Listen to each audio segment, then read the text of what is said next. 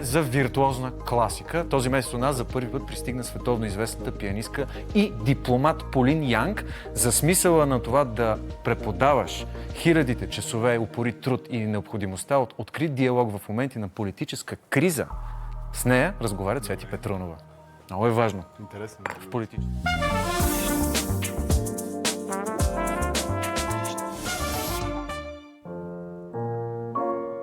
Тя влиза в голямата музика още като дете. Свири от 5 годишна, а на 11 вече е на сцената на Карнеги Хол.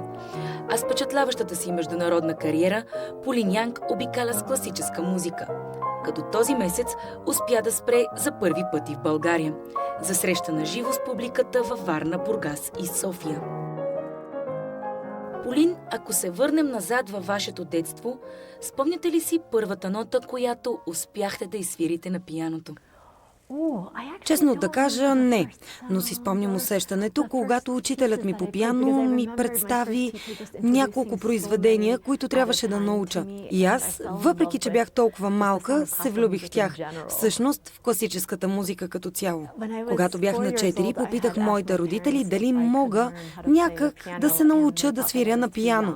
Но за тях аз бях прекалено малка и затова ми казаха: може би, като станеш на 5 и още се интересуваш, ще обсъдим отново, като си мислеха, че аз ще забравя. Но на сутринта на 5-я ми рожден ден аз отидох до тях и уверено им казах, че вече е време. Така че бях доста постоянна и това изненада всички. След това дойде късмета с моя първи учител по пиано, който ми показа колко красиво може да звучи инструмента. Така продължих да го правя и до ден днешен. А може ли да пресметнете колко минути до сега сте прекарали репетирайки на пианото? Това е много трудно за пресмятане. Никога не съм се опитвала, но дори в най-ранните години бяха поне по 4 до 6 часа на ден. По това време ходах и на училище. Така че си беше доста отдаден процес. Малко време за сън, но съм отдадена до краен предел.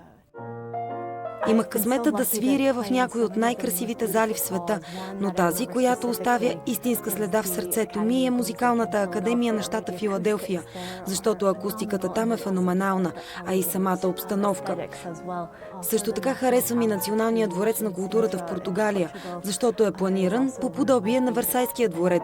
И понякога, когато свиря там, усещането е като в паралелна реалност. Естетическа и звукова красота. Да си солов артист звучи обещаващо, но зад аплодисментите стоят много часове самостоятелна работа, пътуване и дисциплина. За Полин Янг това е и предизвикателство и свобода.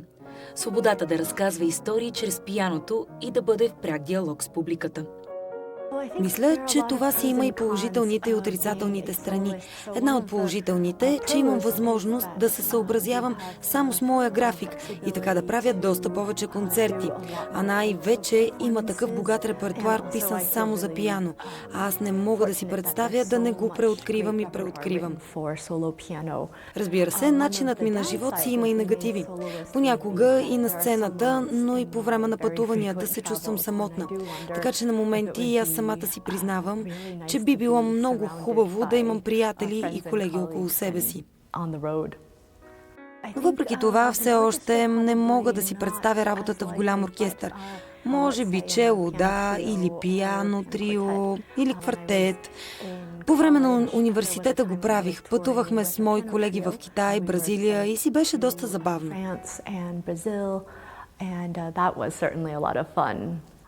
За мен непрестанната работа и дисциплина са ключовете към успеха, защото извън самотата, преди всичко се доверяваш на себе си. Естествено, имам и невероятни ментори. Това е от огромно значение за бъдещо развитие. Никой не си познава границите, затова е хубаво някой да помага в това надхвърляне. Но това, което не трябва да забравяме като артисти, е любопитството към света, към живота и всичко извън музиката. Харесвам валц, един от световно известните композитори казва, че за да си добър музикант, трябва да се интересуваш от философия, история и събитията, които се случват навсякъде около теб. Аз следвам тази посока на мислене. Затова за мен беше важно да не правя типично образование в консерватория, а да се съсредоточа изцяло в дебрите на музиката. И ние, музикантите, сме точно този мост, който може да свързва култури. В България вече сте били във Варна и Бургас. Предстои ви и концерт в София. Как намирате нашата държава? Интересно е, защото обикновено не оставам за толкова дълъг период в една държава. Тук имам възможност да си говоря с публиката доста открито. И преди, и след концертите. И те наистина се интересуват от моя репертуар и композиторите, които представям. Освен на сцената, Полин Янг е у дома си в ролята на преподавател и дипломат. По време на престоя си у нас, тя работи и с млади музиканти от Националната академия. Предстои ни съвместна работа върху произведенията за пиано на Шуман, както и няколко произведения на Пиацола. Така че нямам търпение за тези няколко урока да чуя всички селектирани младежи и да мога да им дам своите съвети, а след това да изсвирим произведенията заедно. Надявам се да мога да ги вдъхновя, така както моите преподаватели го правят, да ги посъветвам за това как да подобрят техниката си на свирене и своето артистично представяне, а и да им покажа, че балансът е възможен. Дипломацията и международните отношения са истинска моя страст. Докторант съм по дипломация и си мисля, че в бъдеще ще обърна повече внимание на тези процеси, защото светът има нужда от правилен диалог. Искам да покажа това и на младите. Комбинирането е възможно. Всеки един от нас може да бъде като посланник на култура, на разрешаване на даден конфликт, да предаде правилните послания. Публичната дипломация е нещо много пренебрегвано и за това си мисля, че може да отворим таланта си в тази посока.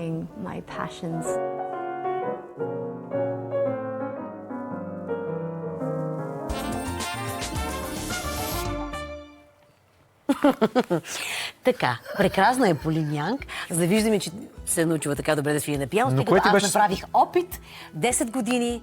Факта, че съм тук, а не на пианото, доказва колко съм се постарала. А ти затова се посмя? Защото си представи. Представих си, че можех да съм на това ниво, ако бях по-опорита. Наистина изисква много часове свирене, не беше за мен. А и чувствителност, Яна Донал, не изисква само... Притежавам я. Петър, ти имал ли си такива... такъв да си бил поставен пред избор, който сега щеше да те закара в паралелна реалност? В една паралелна реалност, къде щеше да си сега? Да, съм го споделял неведнъж. Имах много високи резултати по география. Завърших на география в Бургаското училище с идеята да се занимавам с дипломация. С дипломация? Да, това ми беше сега можеше да си посланник. Можех, но си провалих живота и така. Така. Днеска му казах за втори. Ако можеше, къде, в коя държава би бил посланник? Не знам, това са интересни въпроси, Имахме зависи от страхотна жените. история, бяхме пратили един човек-производител на шнорхели, мисля, че беше като посланник в една от държавите, но българският дипломатически корпус е винаги бил интересен. Чакайте малко, и той ти си имал предложение, не чух, каза ли го? Не го казах. Имах предложение, за работа в посолството в Ирландия, но предпочетах да се омъжа за българин, да се върна в България по любов. Ето ни сега. Нереализирана пианистка и двама дипломати. Ами, уважаеми зрители, това сме ние, провалени животи. Сега отиваме към рекламите, за да не провалим и тях. След това ще видите. Цвети Петрунова ни е подготвила още една среща с световната шампионка по, забележете, артистично колоездене София Райхерт. Тя обра овациите, в България търси талант, но днес ще ни покаже друг свой талант. Очакваме тук и Поли Генова с чисто ново парче. На здраве, останете с нас. Все хора, които са се реализирали.